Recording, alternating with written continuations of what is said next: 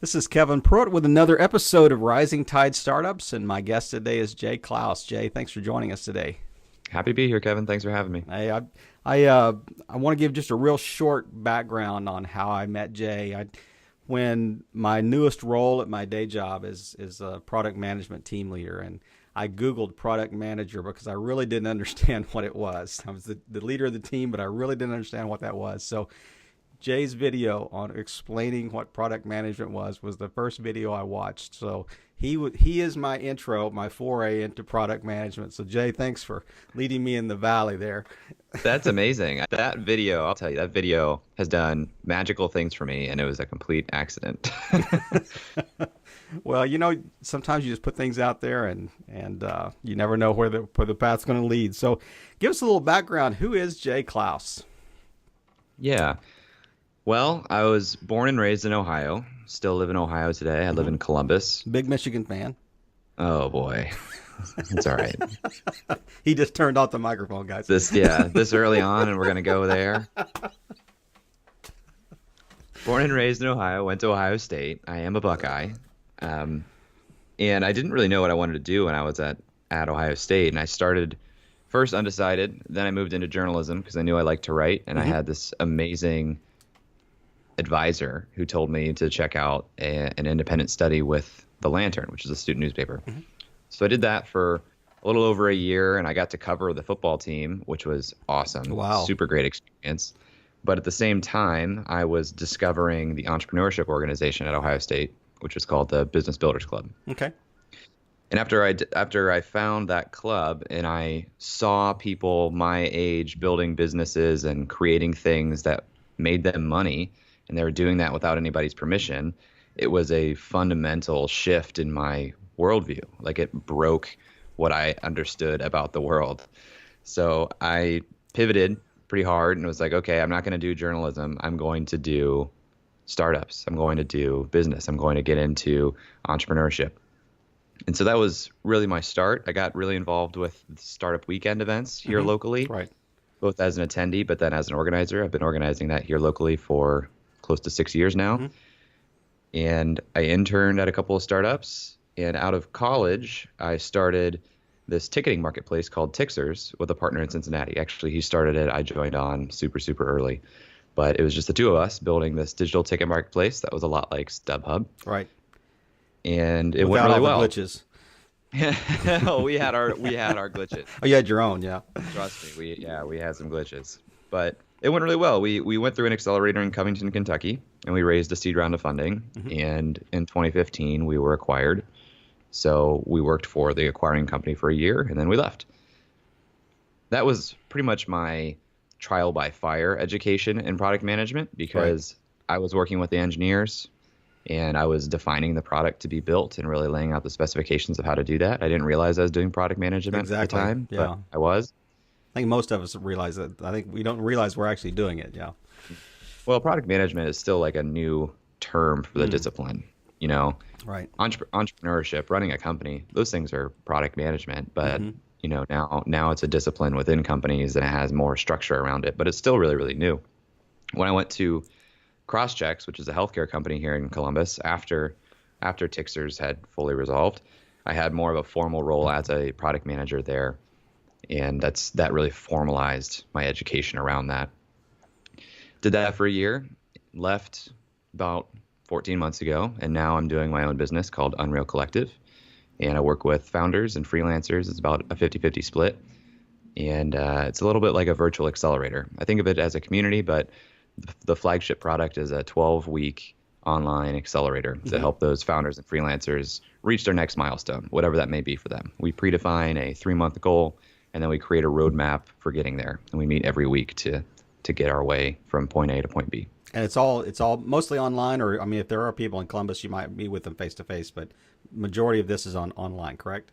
That's correct. Okay. We have about a little under 2/3 of the people are here in Columbus, but we have someone in Alaska, we have someone in Florida, and a lot of places in between. So it's predominantly online. We meet every week online, even if they are local. Anything that we do here locally, we do outside of the regular programming. One thing you mentioned that was interesting in the very intro after my nasty Michigan comment was about the idea of shifting or transitioning or pivoting, as Seth Godin would say, from English to entrepreneurship. That's a pretty big shift. So, is there something you can pinpoint that said, "Hey, this is what caused me to go to the young entrepreneurs, group at Ohio State or something"? And was there some trigger that you can put your hand on or put your finger on? Definitely. So when I was in journalism, and this was as early as my freshman year, I was really lucky to construct a schedule for myself that I didn't have classes on Thursdays or Fridays. And so my weekends started on Wednesday night. That is creative. Which is crazy. And I lived in an honors dorm, and there are only two other guys who would put up with me not working on Thursdays and Fridays. And so I went and hung out with them a lot, and they had started businesses in high school. And that's how they found the Business Builders Club, and they pointed me that direction. I had some app idea, which was not a good idea. And I applied for a pitch competition with that club, and I got accepted into the competition. I didn't do very well, but I saw, like I said, all those people my age pitching these businesses that they had built. And I thought, well, I could continue to write about people doing cool things, or I could go do some cool things. Yeah. Which is not a knock on journalists in any way, Sure. but that wasn't what I wanted to do. And at the same time, I was covering the Ohio State football team the end of my freshman year and the beginning of my sophomore year. And that was just because the faculty advisor really respected the body of work that I had done and the quality of work that I had done. And so he signed me into like the senior level classes to be able to do that. And I'm looking around this room at the people who are covering the Ohio State Buckeyes, and I'm the youngest one by decades. Yeah. And I realized after I graduate, I'm going to have to work 20, 30 years at some small town paper covering high school girls volleyball to get the chance to cover another Buckeye game because the sports editor got sick or something, So it was like, I've kind of reached what I want to be doing here. It wasn't exciting to me. So entrepreneurship was this sort of blue ocean new thing to me, and I said, I think I want to go play over there. Man, you pulled that one out of the Wayback Machine. The blue ocean. That's throw. That's like almost an '80s throwback there. So the blue ocean strategy. So yeah. I mean, I can see that. My wife was actually a sports editor when we first got married, and she first finished her undergraduate degree. And you're exactly right. There were a lot of high school games that she was covering on a Thursday night late, and to ever get to the level of covering major college sports or pro sports, I mean, you're right. The age demographic of that group of writers was and very, frankly, very high. The expectations of journalists now for major publications and the ones that really get trusted and have the chance to do marquee events like that, the expectations of turnaround time and pure volume of stories you have to write is crazy. Yep. Like that is a undervalued position. Right. And I was saying, I'm just getting started in my career. I don't know if I want to start in this industry that's showing that it's going to undervalue the employees, the constituents. And you really are a commodity. There's absolutely no doubt. And the pay scale is very low for entry level journalists. So who were some of the key players that were at Ohio State when you were there? Was that the Maurice Claret area? Was that? Oh, the football players? Yeah. It was a very fun time. It was right in the transition of Jim Tressel leaving. Jim Tressel leaving. The year that I covered the team was Luke Fickell's 1 year as a head coach. Wow. And so we had, like, part of the reason I was covering the football team is because I would just hang out in the newsroom, as it was called, and we would get tips called in, and our faculty advisor would come in and say, someone's got to chase down this lead.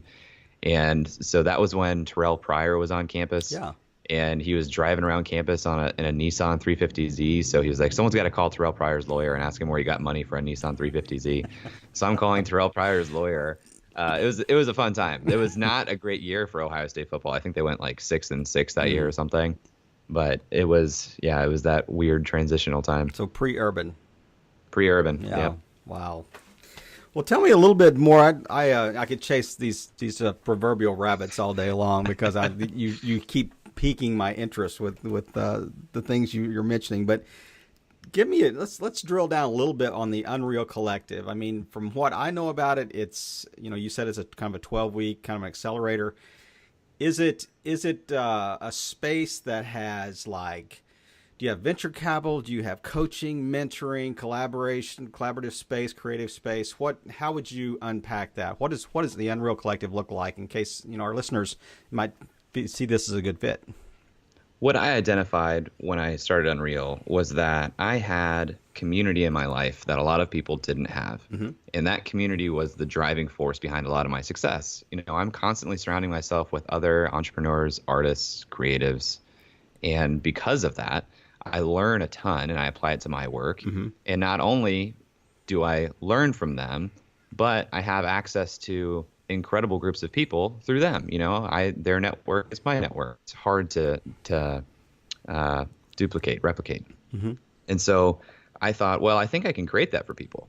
If people are looking for that, if people are looking to learn from other people like them, other entrepreneurs, other creatives, and really level up their businesses, because that's what I saw happen for me, Mm-hmm.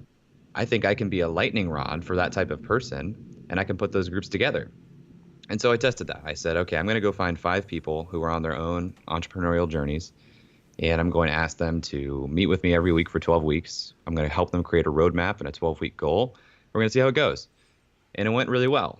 So I said, okay, I think there's something here. I made some changes, but to me, That's Unreal is the all whole discovery about process, the testing, Yeah. the hypothesis, and Right. To me, Unreal is all about community. The flagship product is this 12-week program where I put you in a group of 5 and we meet every week and we work towards this goal. But first and foremost, it's about community. It's about accountability. It's about outside perspective. It's about getting feedback. It's about supporting each other, because doing this, even if you know technically what you need to do, it's a difficult journey and you need emotional support. right, And and discipline, and the discipline. discipline of sticking with it. Yeah. Right. So there will be some things that are added on to Unreal Collective, the business, that are outside of that accelerator. Right now I'm working on what I call guides. These, could be video based, probably will be video based, but also workbook based processes for how to do things like, here's how you create a WordPress website using this theme that is way more flexible than a Squarespace, but just as easy to edit once you know how to do it. I have a course on product management, a couple courses on product management I want to put in there. Mm-hmm. Then outside of that, there's a community membership that I'm building, which doesn't guarantee my time on a weekly basis, but it gives you access to the other people in the community. It gives you access to the resources I've accumulated for the community. Those are things I'm building around Unreal right now, but everything is driven by peer-led mentorship, peer-led, sort of education. Are you doing the community through, like, a social media outlet, or are you doing it based on your own website? I mean, what's kind of the back end of the community? Is it Facebook group? Is it how would you in essence collate this, or Great bring question. it together, curate it? I guess it's a better I word. would love for there to be a better tool for this, frankly. I am completely morally opposed to using a private Facebook group for something that is bent on productivity. So we use Slack. We use Slack right now. Right. And I think Slack will continue to be effective, but only if I keep that Slack sub 200 people, maybe even sub 100 people. Yeah. And I'm going to do that. But that's where a lot of the communication happens. Obviously, when we do our video calls, we had predominantly used Google Hangouts, but we're going to move to Zoom this next time around. But that's pretty much the stack. We have a WordPress website that has resources in it and kind of a membership area, but all the communication happens through Slack. Okay. Are you envisioning, like, you have this kind of the first 12-week, group that starts a cohort of your Unreal Collective? What's the next step after that? Is it simply membership in the community, or is there like a Unreal Collective 2.0? Is there a part B? Yeah. Is there C? What do you envision? Yeah, another that? great question, and something that I've wrestled with. So It's still this early, last though. time, this last time, I think we had a big improvement. We just wrapped up a class last Monday, and at the end of it, we had a showcase, and in that showcase, each individual in all 3 groups was on the call, and they shared what they learned about, how they work. They shared the wins that they had in the last 12 weeks, and they shared what their plan is moving forward. Right. So, those teams can continue to meet at the same time using the same video link just without me. That's Right. something they can definitely do. And I encourage that. But what I did was send them this workbook that I put together to help them think through and kind of solidify the learnings that they had so that Mm-hmm. they can use those lessons to move forward at the same speed without me. Now they stay as part of the community. We communicate regularly every Friday. We share our wins that we had that week. We have a feedback channel that people post in frequently to ask for help. We have an asks channel that people post in to ask for help. But moving forward, we also have a standing monthly hangout, Mm-hmm. which is open to, there are 35 current members of Unreal.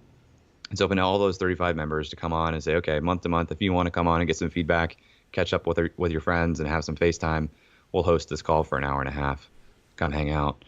So we'll see how that goes. The Mm-hmm. first one of those is actually this upcoming week. So we'll see what that looks like. But, I want to continue to support people. But what I found about mastermind groups, which is akin to a mastermind Sure. group, if there isn't someone that's sort of ultimately the one accountable for getting people there, it falls apart pretty Right. quickly. Right. And that's a big responsibility for that person. And that's kind of what I'm promising through the 12-week program is that Right. I'm going to be that person. I'm going to Mm-hmm. create this structure that is consistent and very helpful for you. Mm-hmm. And now I'm extending that to say, this is what the monthly hangout looks like. I'll continue to organize this on an open format once a month for members. And, I have high hopes for that. I think that Right. will be well received. Well, I mean, I appreciate your humility. This is kind of the second time that you've triggered this in my mind. I mean, the first one was when you talked about the startup weekends. I mean, I was reading just a little bit before our call. You mentioned, yeah, I host a couple of these locally. You also host these in different parts of the country too. So it's a much broader. I mean, you have much more of a leading role in these startup weekends than I think you let us let us know. That, and I appreciate your humility. But the second is, it's almost like you said, well, I'm kind of the facilitator of the call, and I'm the one responsible for it. But you bring so much to the table of just life experience too that it's. I mean, it is really a coaching opportunity too. It's not just a facilitator of a meeting. It's really, as people bring issues to the table, you can speak into those from your own experience. I mean, how many life coaches out there have you seen that are 24 years old? That I'm going, you haven't experienced enough of life to be a life coach. Yeah. Yeah. Yeah. So I mean, I do appreciate your, but I think you're somewhat understating some of the things that Yeah, well, you're. I appreciate what you're saying. We go on, we have these calls, and there are a lot of things that I do have a lot of opinions on. But I also realize that there are, besides the person speaking, 4 other people outside of myself Yeah. who also have a lot of experience. Yeah, And so my role in those calls predominantly is to help kind of quarterback that conversation based on I know every one of those individuals more than those individuals know each other. So I can help quarterback that conversation and pull out things. And a lot of the members of Unreal, they do pick this sort of second tier package, which has some one-on-one time with me. Mm-hmm. So I'd much rather save my comments for that one-on-one time and let them get as much insight from the rest of the group as possible. I have a mentor who is a chair of an organization called Vistage, and he's local. Vistage is a global organization of executive coaches, and they work with CEOs, founders of companies that are doing millions of dollars a year. And I asked him how he knows if he's doing a good job. And he said that his best meetings are the ones where he says, okay, let's get started. Time for lunch. I'll see you next month. And that's all he says. He's just trying to facilitate those conversations because he's saying this doesn't come from me. He also said I will meet with any member of my organization at any time that they want, but I suggest to them that we don't because it's not about what I know. It's about what the people in that room know and pulling that out. So I've taken a lot of inspiration from that. I don't quite get all the way to that end of the spectrum that he touches on. And part of that is probably ego. And part of that is, I feel like I can contribute, and it's a hard line to toe, but I do appreciate you saying that. Well, and I think somewhat, I mean, there's a fine line between humility and almost like being self-deprecating. I mean, it's like people are coming to this Unreal Collective not just to hear themselves speak and just to bounce ideas off of people. They're also coming because you are kind of, bringing this group together, and they've done research on you, and they've looked at your emails that you send out and the blog that you do, and other things that you've done up to this point, and videos that are online. And so there's a certain there's a pull that comes with this as well. So do you also offer like one-on-one coaching, or as a kind of an after or a follow-up to the Unreal Collective, or is that something that you're kind of working through as well? Or I have offered one-on-one coaching, and as members go through the 12 weeks, if they want one-on-one coaching, I'll add that as part of the package. Okay. If they're not a member of Unreal, I try not to do it that route, simply because I want to invest in people who are investing in the community, essentially. That's good. So I would prefer to work with folks who are going through that route, and it kind of deepens our connection where I feel like I can be more effective, and people that I know really well. And obviously, if I offered one-on-one coaching outside that, I would get to know that person. Sure. But I'm trying to get to a point where, coaching in a sense is freelancing, right? As far as the Seth Godin definition or separation of freelancing and entrepreneurs being, if you're only getting paid for the time that you're putting in, if you're not working, you're not making money, that's freelancing. So I'm trying to get to a point where I'm creating something that creates value when I'm not directly behind the controls. And coaching would be a means to that end, but by definition, it is not that type of activity. Right. That makes sense. And it is hard to scale coaching when you're the only outlet. So yeah. I mean, I before we got online, or before we turned the recorder on here, I warned you that I may chase rabbits, and I've got my list of questions that I'd normally go through, but I said I did pre-warn him that I said I know you're going to offer things that are going to be so interesting to our listeners that I probably will just give you space to expand on those. But you touched on something a little bit in your bio that said, I was working for this company. Please remind me that the kind of med company you were working for right before you kind of went on your own. You were the product. CrossChecks.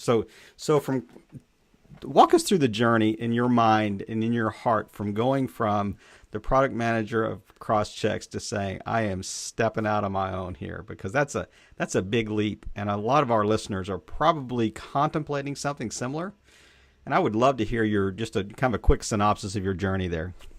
I think to tell that story well, we actually have to go back a little bit further, because first I was doing Tixers, and to me that was very entrepreneurial. Right. Oh, no doubt. Yeah. Technically, I was part owner and I was part employee, but Alex was the founder of Tixers. We had always basically considered me a co-founder of that company. I felt an immense amount of ownership over that, and I felt an immense amount of my identity being wrapped up into that, because I'm running a startup that's kind of sexy, or at least I thought it was. The chief operating officer of this thing, which gives me a really nice title to put in an email signature, which gives me access to a lot of people. People still operate on heuristics, and they'll respond to things based on where they're putting you into their invisible but still present hierarchy. Right. And so when we sold the company and we worked at that company for a year, I always still referred to myself as the COO of Tixers, as opposed to whatever my actual title was for One Up Sports, the company that bought us. And when it was time to leave, I had kind of an identity crisis, because I knew that I didn't want to just start something for the sake of starting something. I didn't know what I wanted to do exactly. I didn't have like some new big idea, and I was tired. I was just sort of like really burned out. And so I said to myself, I think I'm going to have to go take a role somewhere. And I spoke with a mentor of mine, and he encouraged a similar thing. He said, look, you just had a win. Your sort of entrepreneurial resume is a thing people think about. Don't go follow this win to start something just because you wanted to continue to be a founder. Yeah. What if you went and learned from another founder here locally?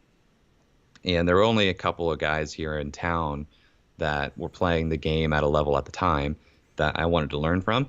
Right. And CrossChecks was one of those companies. So I really kind of swallowed my pride and tried to get past this identity question. I said, okay, I'm going to go to CrossChecks. I'm going to do it for about a year, even when I started. And even when I told them that I was coming on, I said, I'm going to be here for about a year. And I wrote down a whole list. I have a notebook where I wrote down a list of things that I specifically wanted to learn at my time at that company. And it was broken down into 6 categories. One was leadership, one was operations, one was sales, one was the healthcare industry. There were some more, but there were like 6 categories. And each one of those categories had things in there that I wanted to learn.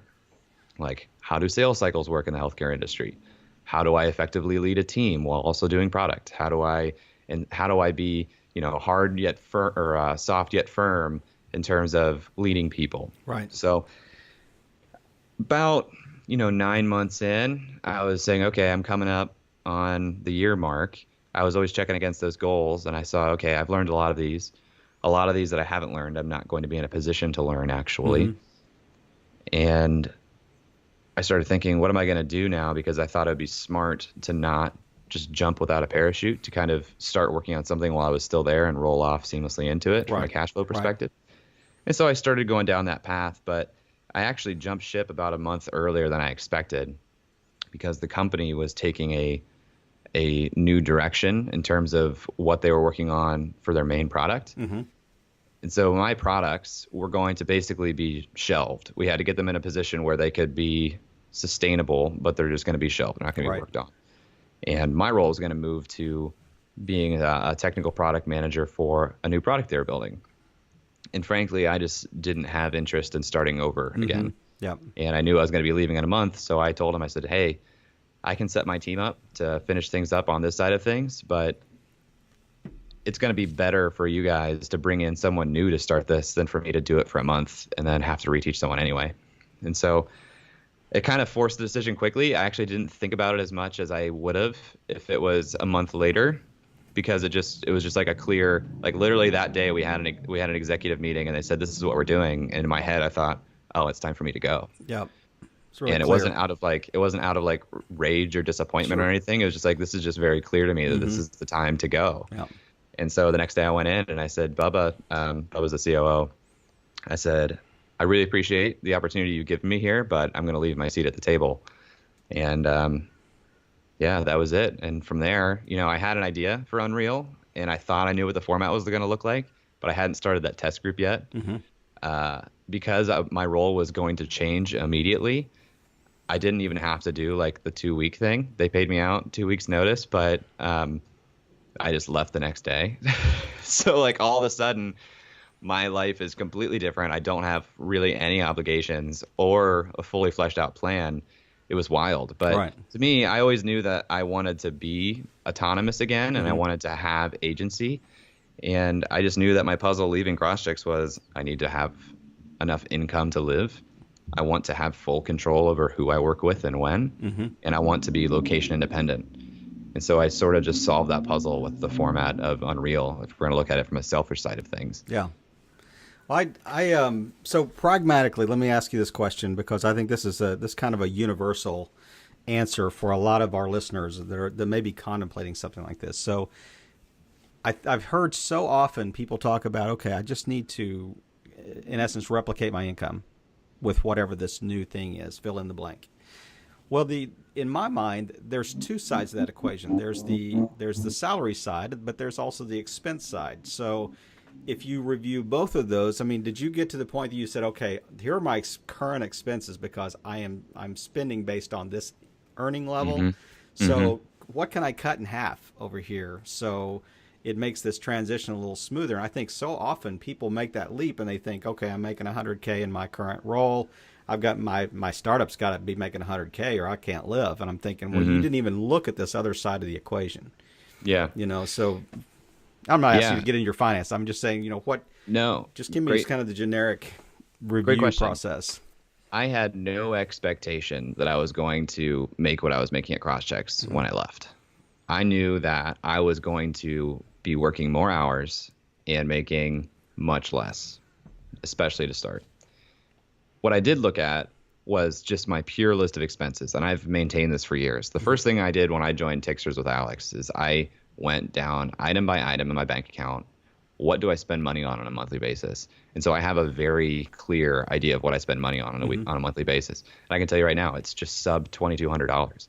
It's super cheap. I'm a single guy. I live in Columbus, Ohio. I've got a very low burn rate. And even that is probably a little inflated. I'm probably living a little bit above my means with that. So I could slash that if I needed to. Cut out all the Starbucks. I could cut out a little bit of that. I could get more groceries. I could Uber less. Yeah. I could drink less. In a lot of ways, I've cut both of those things down, but I just knew this freedom is more important to me than anything else. Mm-hmm. And I want to create a sustainable future of my own design for myself now, so that as I grow and evolve and as things like a family come into the picture, I don't have to change what I've designed for myself. Right. And so it started with just looking at my expenses, and I knew exactly what those were.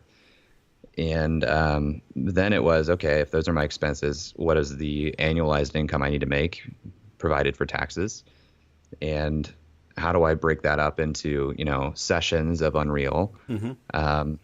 And I knew that other streams of income would fall out of the Sure. woodwork in different ways. And, I really just kind of jumped into it. I looked at the math and I was like, okay, if I charge this, which I think is fair, and I get this many people and I do it this many times a year, that'll work out. And from there, I know the number of people I need to bring in. Right. And I don't stop until I, talk to enough people where I find enough good fits and I say, this will work for you. And they say, okay, let's do it. Now, do these overlap? Do your cohorts overlap?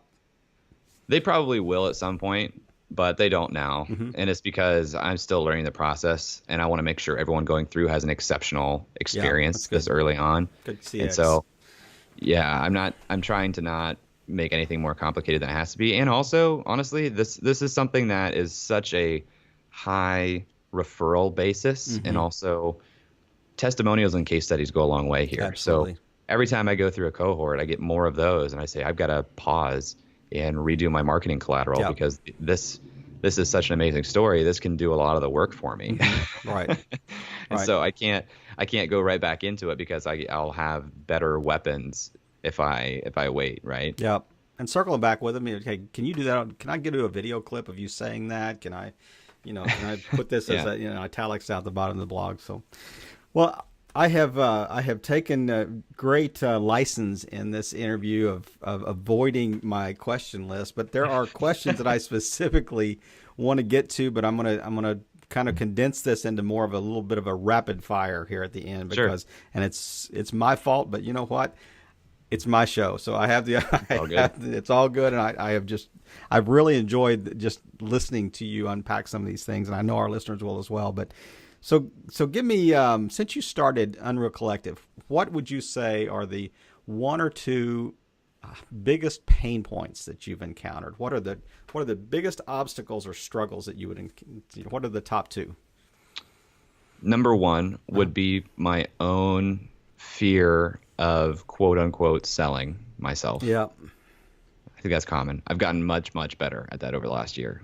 Really good. Is this asking for a close more or just actually and even just getting over the fear of saying, I made a thing, I think it's for you, and it costs money. Do you want it? You know, and putting it out into the world, realizing that a lot of people are going to say nope, and you're going to have to like take that and feel it. Yeah.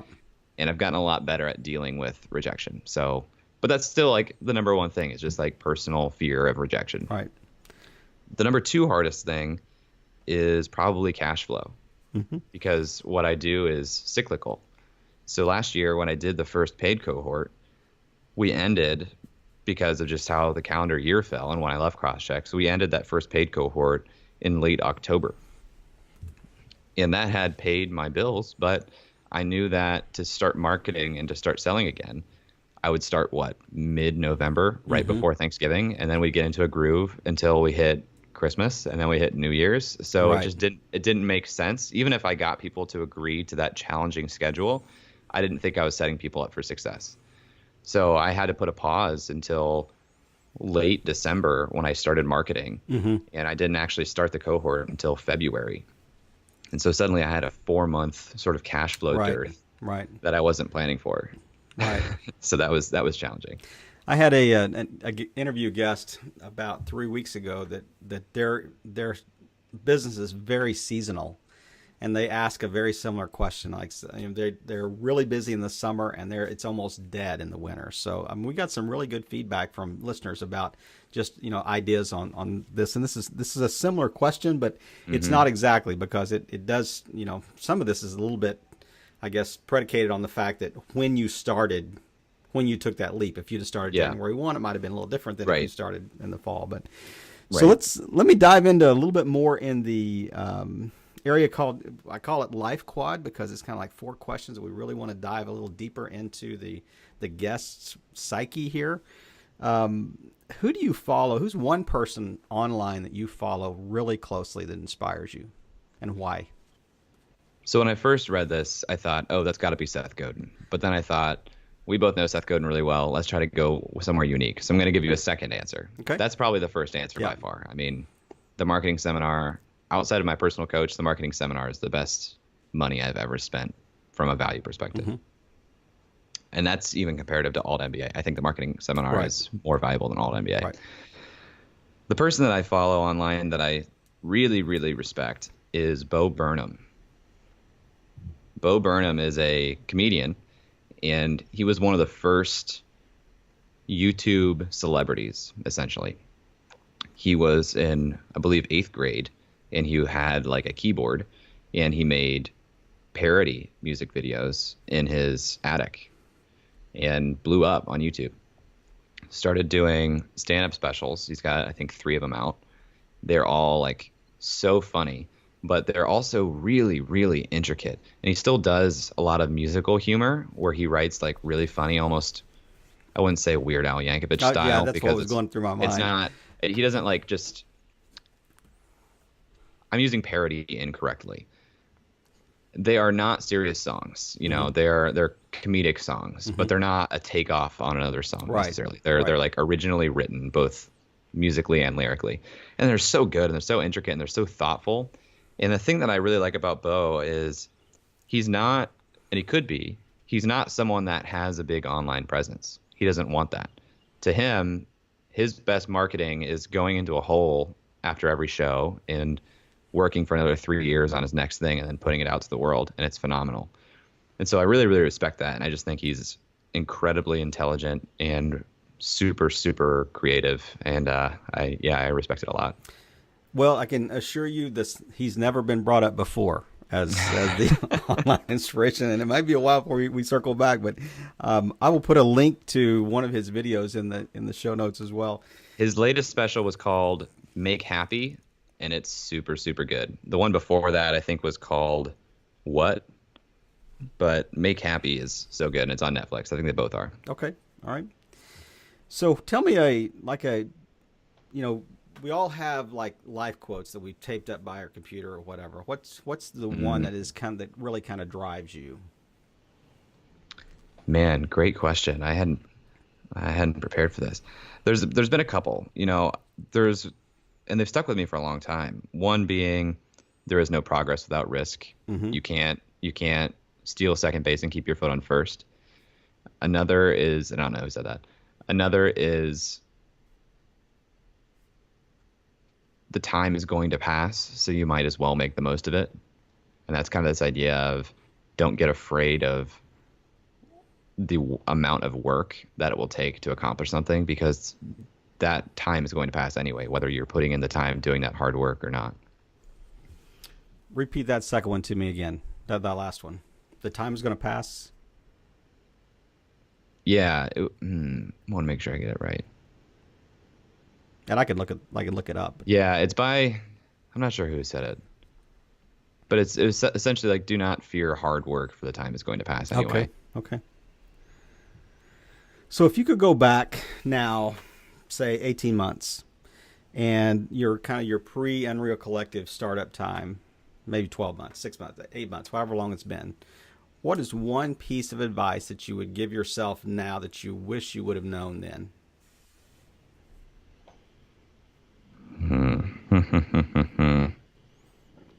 I'm actually really proud with the way I've done this, because I've done it from a product management standpoint, and I tested it with a beta group, and then I did everything very, very lean.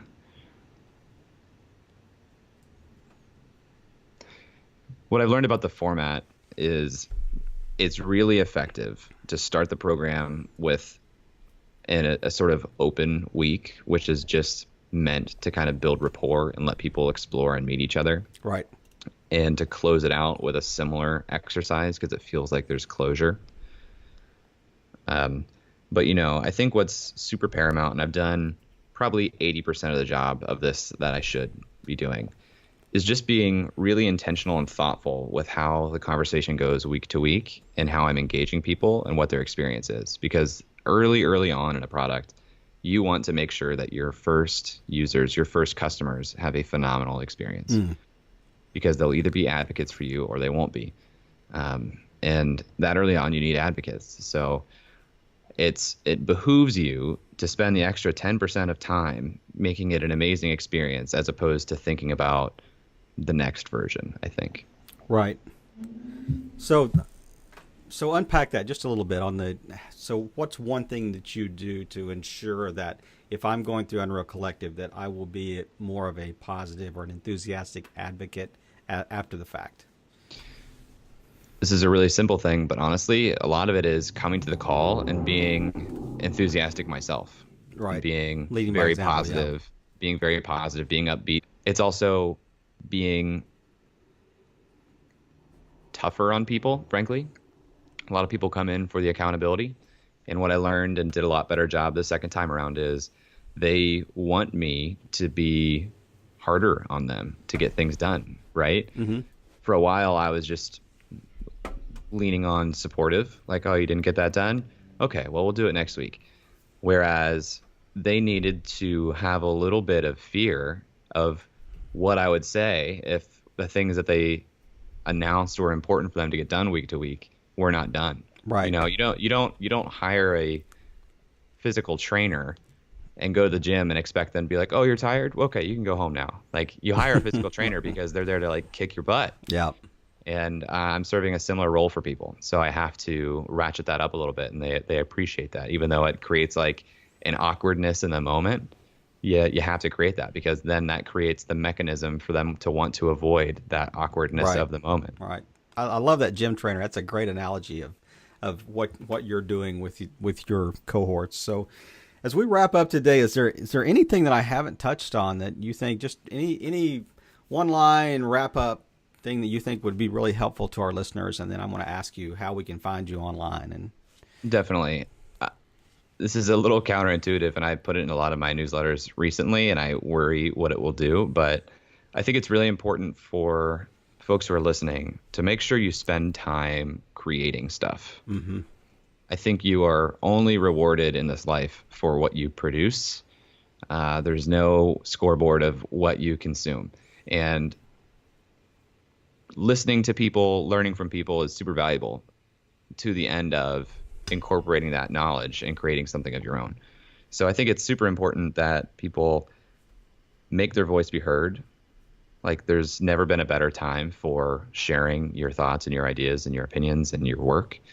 And I think it would be a shame if you weren't doing that. I love that comment you just made, that we're scored on what we produce, not what we consume. What a great way to end this interview. And Jay, tell us how people can find you online. What's the best way? I would recommend going to jclouse.com. I am at jclouse on all things social media. But if you enjoyed this interview, you'd probably enjoy the newsletter that I write, which you can join at jclouse.com. And I get that when it's produced. And guys, I'm not saying that because he's sitting here staring at me through my MacBook, but it is superb. It's very short, it's very concise, but it is always full of, and it's raw honesty as well. I mean, if you look at his website, one thing he leads off by saying, "Oh, by the way, the first thing I tried, I failed miserably at." I mean, how much more honest and raw can you be? So. But Jay, thank you so much for your time today. And listeners, it's your chance to speak into the pain points that he's listed. And this is one of the unique things about Rising Tide Startups, is we proactively draw the audience in to speak in as a collaborative effort to speak in. And like we like to say, all boats rise in a rising tide. Jay, thanks again for your time. Thanks, Kevin.